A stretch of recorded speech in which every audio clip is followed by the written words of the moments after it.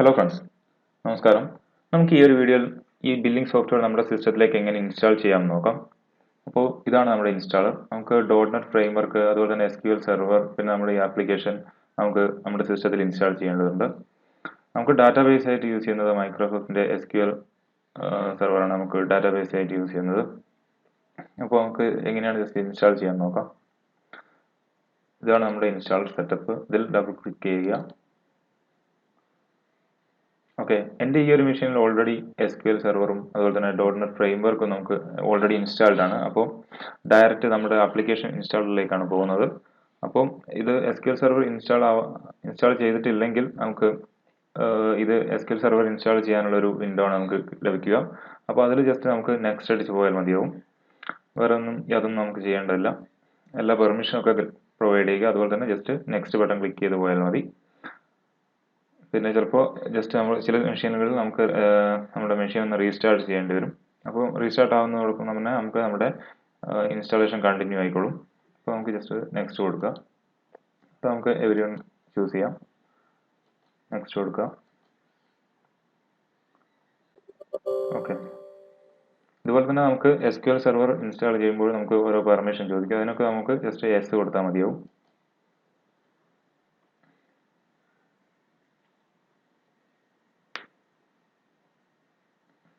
Okay, ഇപ്പോൾ നമ്മുടെ application install ആയിട്ടുണ്ട്. നമുക്കിവിടെ ഡെസ്ക്ടോപ്പിൽ ഒരു ഐക്കൺ വന്നിട്ടുണ്ട്, EasyCom എന്ന് പറഞ്ഞ്. ജസ്റ്റ് ഇതിൽ ക്ലിക്ക് ചെയ്തിട്ടുണ്ടെങ്കിൽ നമുക്ക് ആപ്ലിക്കേഷൻ ഓപ്പൺ ചെയ്യാം. ഫസ്റ്റ് ടൈം നമുക്ക് ഒരു ഡാറ്റാബേസ് ക്രിയേറ്റ് ചെയ്യാനുണ്ട്. അതോടൊപ്പം നമുക്കൊരു കസ്റ്റം യൂസറും ക്രിയേറ്റ് ആവും.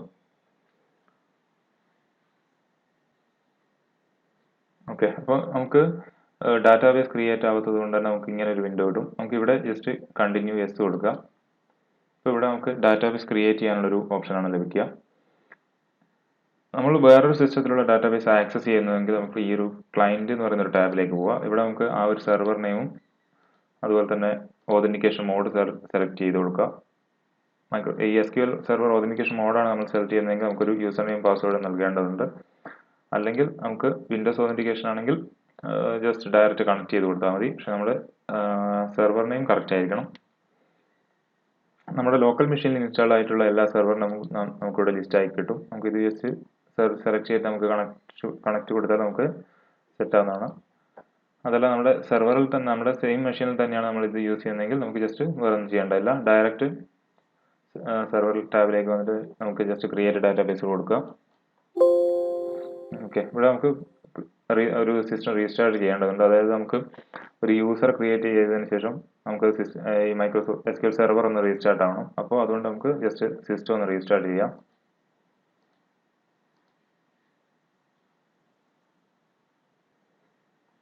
ഓക്കെ, ഇനിയിപ്പോൾ നമ്മൾ സിസ്റ്റം റീസ്റ്റാർട്ട് ചെയ്തതിന് ശേഷം വീണ്ടും ആപ്ലിക്കേഷൻ ഓപ്പൺ ചെയ്യുക. ഇത് ജസ്റ്റ് ക്രിയേറ്റ് ഡാറ്റാബേസ് കൊടുക്കുക. അപ്പോൾ സക്സസ്, നമ്മുടെ ഡാറ്റാബേസ് ക്രിയേറ്റ് ആയി. ഓക്കെ, ഇനിയിപ്പോൾ നമുക്ക് ജസ്റ്റ് കണക്ട് കൊടുത്താൽ മതി.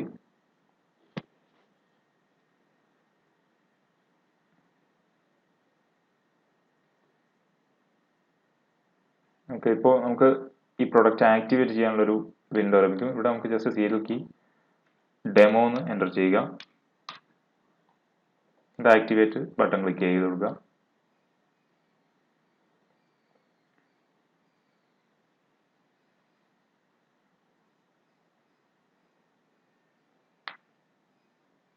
ഓക്കെ, ഇപ്പോൾ നമുക്ക് നമ്മുടെ കമ്പനി ഡീറ്റെയിൽസ് അതുപോലെ തന്നെ നമുക്കൊരു ലോഗിനൊക്കെ നമുക്ക് ഇവിടെ സെറ്റ് ചെയ്ത് കൊടുക്കാൻ പറ്റും.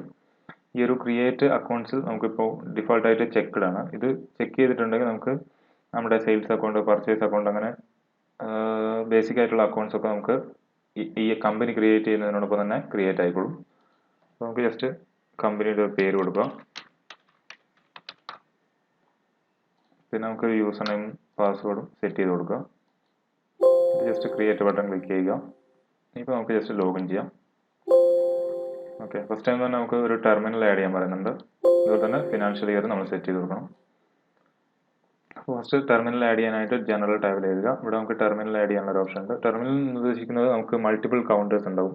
ഒരു സൂപ്പർ മാർക്കറ്റിലാണെങ്കിൽ ഒരു 3-4 നമുക്ക് സിസ്റ്റം ഉണ്ടാവും. അപ്പോൾ നമുക്ക് ഒറ്റ സിസ്റ്റം നമ്മൾ യൂസ് ചെയ്യുന്നുണ്ടെങ്കിൽ നമുക്ക് ആ സിസ്റ്റത്തിന്റെ പേരാണ് നമ്മൾ കൊടുക്കേണ്ടത്. ഇവിടെ അപ്പോൾ ഇതാണ് നമ്മുടെ സെർവർ മെഷീൻ. അപ്പോൾ നമുക്ക് ജസ്റ്റ് സെർവർ എൻ്റർ ചെയ്യുകയാണ്. ജസ്റ്റ് ക്രിയേറ്റ് ചെയ്ത് കൊടുക്കാം. ഓക്കെ, ഇപ്പോൾ നമുക്ക് ഫിനാൻഷ്യൽ ഇയർ ഉണ്ട്. ഇതൊന്നും സെറ്റ് ആയിട്ടില്ല. ഫിനാൻഷ്യൽ നമ്മൾ ഓട്ടോമാറ്റിക്കായിട്ട് നമ്മൾ സെയിൽ എൻ്റർ ചെയ്യുന്നതൊപ്പം തന്നെ നമുക്ക് ഓട്ടോമാറ്റിക്കായിട്ട് ക്രിയേറ്റ് ആയിക്കോളും. ഇപ്പോൾ നമുക്ക് ഇപ്പോൾ ഡാറ്റാസ് ഒന്നും എൻ്റർ ചെയ്തിട്ടില്ല. നമ്മുടെ റിപ്പോർട്ട്സും കാര്യങ്ങളൊക്കെ ക്ലിയർ ആണ്. ബാലൻസ് ഷീറ്റ് ഒക്കെ ക്ലിയർ ആണ്. അപ്പോൾ നമുക്ക് ജസ്റ്റ് ഒരു വർക്ക് ഫ്ലോ ഫസ്റ്റ് ഒന്ന് നോക്കാം. അപ്പോൾ ഫസ്റ്റ് നമ്മുടെ ഈ ഹോം ടാബിൽ നിന്ന് തന്നെ F1 പ്രസ് ചെയ്തിട്ടുണ്ടെങ്കിൽ നമുക്ക് ഐറ്റം ക്രിയേറ്റ് ചെയ്യാനുള്ള ഒരു വിൻഡോ കിട്ടും. ഇവിടെ നമുക്ക് ജസ്റ്റ് ഒരു ഐറ്റം നെയിം കൊടുക്കാം. അപ്പോൾ ജസ്റ്റ് ഒരു സാമ്പിൾ ഐറ്റം എന്ന് കൊടുത്തിട്ടുണ്ട്. നമുക്കൊരു ഗ്രൂപ്പ് ഇവിടെ ക്രിയേറ്റ് ചെയ്ത് കൊടുക്കാം.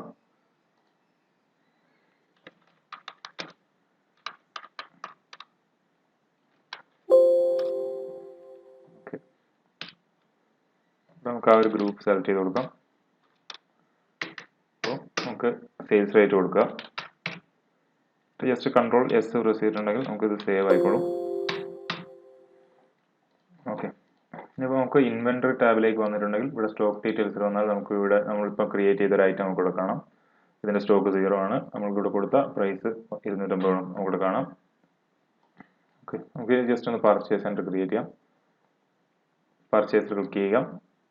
ഇവിടെ നമുക്കൊരു സപ്ലയർ സെലക്ട് ചെയ്യേണ്ടതുണ്ട്. അപ്പം നമുക്കൊരു സപ്ലയർ നമുക്കിവിടെ ക്രിയേറ്റ് ചെയ്ത് കൊടുക്കാം. സപ്ലയർ എന്ന് ഉദ്ദേശിക്കുന്നത് നമ്മൾ ആരുടെ കയ്യിൽ നിന്നാണോ നമ്മൾ ഈ ഷോപ്പിലേക്ക് സാധനങ്ങൾ വാങ്ങിക്കുന്നതാണ്. ഓക്കെ, ഒരു സപ്ലയർ സെലക്ട് ചെയ്ത് കൊടുക്കാം. അത് ജസ്റ്റ് നമുക്ക് ഈ ഒരു ഐറ്റം നമുക്ക് ഇവിടെ വെച്ചിട്ട് തന്നെ സെലക്ട് ചെയ്ത് കൊടുക്കാം.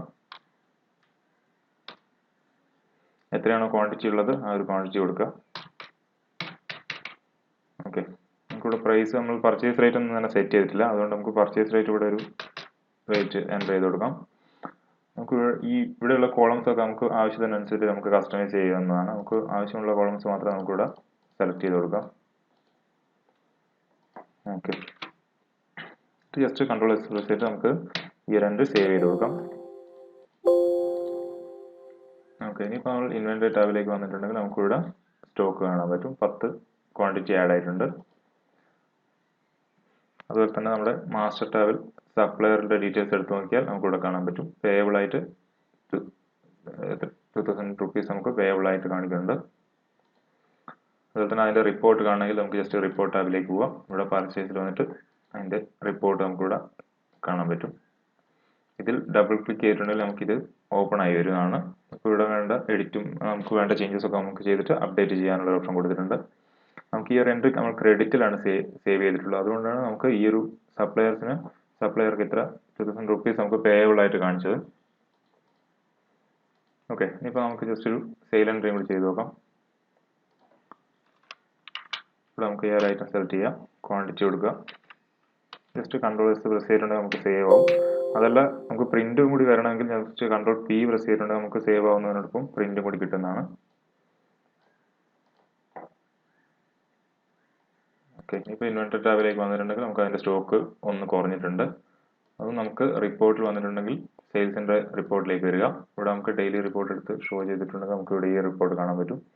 ഇതിലും ഡബിൾ ക്ലിക്ക് ചെയ്താൽ ഈ ഒരു സെയിൽ എഡിറ്റ് ചെയ്യാനുള്ള ഒരു ഓപ്ഷൻ നമുക്ക് ഇവിടെ കിട്ടും. ഇവിടെ നമുക്ക് ക്വാണ്ടിറ്റി വേണമെങ്കിൽ ചേഞ്ച് ചെയ്യാം. അത് വേണമെങ്കിൽ റേറ്റ് ചേഞ്ച് ചെയ്ത് കൊടുക്കാം. അങ്ങനെ നമുക്ക് പിന്നെ വീണ്ടും നമുക്കിത് സേവ് ചെയ്ത് കൊടുക്കാം.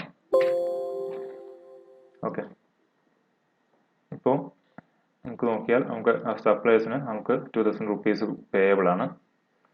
അപ്പോൾ നമുക്ക് ജസ്റ്റ് ഒരു പേയ്മെന്റ് കൂടി നമുക്ക് ചെയ്ത് കൊടുക്കാം. ഇപ്പോൾ റെസിപ്റ്റ് അല്ലെങ്കിൽ പേയ്മെന്റ് എന്നുള്ളൊരു ഓപ്ഷൻ ഉണ്ട് നമുക്ക് ഇവിടെ. ഇതിൽ ക്ലിക്ക് ചെയ്തിട്ടുണ്ടെങ്കിൽ നമുക്ക് പേയ്മെന്റിലേക്ക് പോകാം. അപ്പോൾ ഇവിടെ ക്യാഷ് അക്കൗണ്ടിൽ ഇപ്പോൾ 600 രൂപയുണ്ട്. ഇപ്പോൾ നമുക്കിവിടെ ആ ഒരു സപ്ലയർ സെലക്ട് ചെയ്ത് കൊടുക്കാം. സപ്ലയർക്ക് നമുക്ക് ഇവിടെ കാണാൻ പറ്റും 2000 റുപ്പീസ് നമുക്ക് ബാലൻസ് ഉണ്ട്. നമ്മുടെ ക്യാഷ് അക്കൗണ്ടിൽ നമുക്ക് 600 രൂപയേ ഉള്ളൂ. അപ്പോൾ നമുക്കിവിടെ ഒരു 500 രൂപ നമുക്ക് ഈ ഒരു സപ്ലയർ കൊടുക്കാം. അത് സേവ് ചെയ്ത് കൊടുക്കാം. ഇപ്പോൾ നമുക്ക് ജനറൽ ടാബിൽ മാസ്റ്റർ ടാബിൽ വന്നിട്ട് സപ്ലയർ എടുത്ത് നോക്കിയാൽ നമുക്കിവിടെ 1500 നമ്മൾ പേയബിൾ ആണ്. 500 രൂപ നമ്മൾ പേയ്മെന്റ് ചെയ്ത് കഴിഞ്ഞിട്ടുണ്ട്. ഈ അക്കൗണ്ട്സ് ലിസ്റ്റ് ഒക്കെ നമുക്ക് ഈ ഒരു അക്കൗണ്ട് ടാബിൽ വന്നാൽ അക്കൗണ്ട് വ്യൂ എന്ന് പറഞ്ഞിട്ടൊരു ഓപ്ഷൻ കൊടുത്തിട്ടുണ്ട്. ഇവിടെ കാണുന്നുണ്ട്, നമുക്ക് ഇവിടെ കാണാൻ പറ്റും. നമ്മുടെ ഡെമോ സപ്ലയേഴ്സിന് 1500 രൂപ നമുക്ക് കൊടുക്കാനുണ്ട്. അതുപോലെ തന്നെ നമ്മുടെ ക്യാഷ് അക്കൗണ്ട് നമുക്ക് ഇനി 100 രൂപയുള്ളൂ. 600 രൂപയുടെ നമ്മൾ സെയിൽ ചെയ്ത് 500 രൂപ നമ്മൾ ഈ ഒരു സപ്ലയർക്ക് പേയ്മെന്റ് ചെയ്തിട്ടുണ്ട്. ഇതിൽ നമുക്ക് പേയ്മെന്റ്സിന്റെ റിപ്പോർട്ടൊക്കെ നമുക്ക് ഈ ഒരു ട്രാൻസാക്ഷൻ വന്നിട്ടുണ്ട്. നമുക്ക് റെസീപ്റ്റ് പേയ്മെന്റ്സ് എന്നുള്ള ഒരു ഓപ്ഷൻ ഉണ്ട്. നമുക്ക് ഇവിടെ റിപ്പോർട്ടും കാര്യങ്ങളൊക്കെ കിട്ടും. ഇതും നമുക്ക് ഇവിടെ ക്ലിക്ക് ചെയ്തിട്ട് ജസ്റ്റ് എഡിറ്റ് ചെയ്ത് സേവ് ചെയ്യാൻ ചെയ്യാം. അതുപോലെ തന്നെ ഡിലീറ്റ് അല്ലെങ്കിൽ അപ്ഡേറ്റ് എന്ത് വേണമെങ്കിലും ചെയ്യാം. എല്ലാ റിപ്പോർട്ടും നമുക്ക് എക്സലിലേക്ക് കൺവേർട്ട് ചെയ്യാനുള്ള ഒരു ഓപ്ഷൻ കൊടുത്തിട്ടുണ്ട്. പിന്നെ നമുക്കൊരു മൊബൈൽ ആപ്ലിക്കേഷൻ നമുക്ക് സെറ്റ് ചെയ്യാനുള്ള ഒരു ഓപ്ഷൻ കൊടുത്തിട്ടുണ്ട്. നമുക്ക് നമ്മുടെ റിപ്പോർട്ട്സൊക്കെ നമുക്ക് ഒരു മൊബൈൽ ആപ്ലിക്കേഷനിലേക്ക് കിട്ടും. ഇതിന്റെ ഒരു വീഡിയോ ഞാൻ മുന്നേ ചെയ്തിട്ടുണ്ട്. അപ്പം അത് കണ്ടിട്ടില്ലാത്തവർ ഒന്ന് കണ്ടു നോക്കുക. പിന്നെ ഈ ഒരു ആപ്ലിക്കേഷൻ ഡൗൺലോഡ് ചെയ്യാനുള്ള ഒരു ലിങ്ക് ഞാൻ ഡിസ്ക്രിപ്ഷനിൽ കൊടുത്തിട്ടുണ്ട്. അതുപോലെ തന്നെ ഇതിനോടൊപ്പം തന്നെ മൊബൈൽ ആപ്ലിക്കേഷൻ ലിങ്കും ഡൗൺലോഡ് ചെയ്യാനുള്ള ലിങ്ക് നമ്മൾ ഡിസ്ക്രിപ്ഷനിലുണ്ട്. അപ്പോൾ കൂടുതൽ ഫീച്ചേഴ്സും അതുപോലെ തന്നെ പുതിയ അപ്ഡേറ്റ്സും ഒക്കെ കിട്ടാനായിട്ട് നമ്മൾ ചാനൽ ഒന്ന് ജസ്റ്റ് സബ്സ്ക്രൈബ് ചെയ്യുക. Thanks for watching.